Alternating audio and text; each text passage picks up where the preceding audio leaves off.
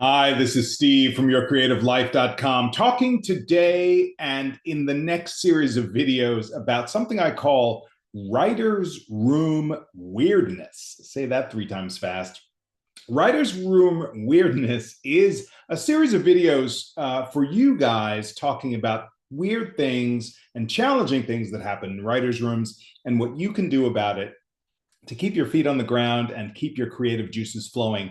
And the first one is competition in our Writers Room Weirdness series. And by this, I mean, I've been in writers' rooms where the showrunner sets up this competition for the best idea. The next best idea becomes the next episode. And it's really feels a lot like Game of Thrones when writers kind of square off against each other to try to get the showrunner impressed and be awarded the chance to write the next episode.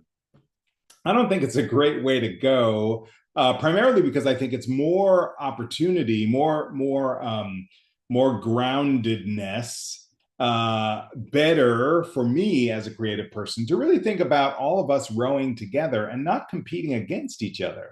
So, what do you do when you're in an instance where the showrunner says, okay, next person with a great idea wins, go, and throws you into a kind of wrestling match with your other writers, which certainly happens all the time. And as I said, has happened to me.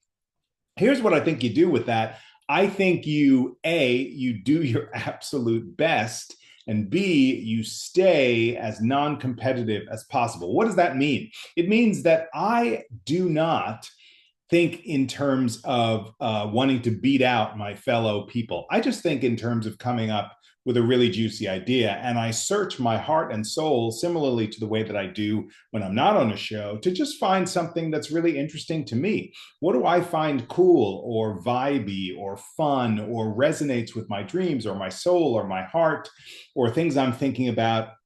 And how can I bring those energies to a particular episode of this show?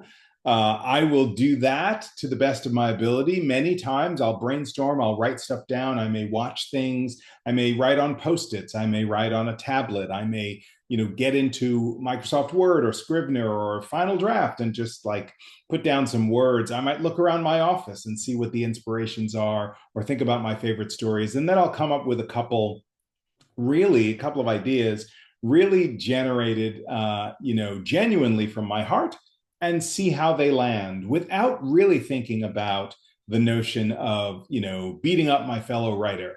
I also have been known to, in certain instances, take an idea that I particularly like and visualize about it, put it up on the wall or, write up a mock front page to a script that says the name of my title or my idea and allow my subconscious to kind of dream it into being. But I certainly don't think about it as, even though I'm being pitted against my other writers, I'm not taking that part to heart. I'm leaning into a more creative, more egalitarian, more spiritual, more energetic, more contributive energy and leaving that competition space behind. And that's how I think you can solve those particular thorny issues when this particular thing happens to you.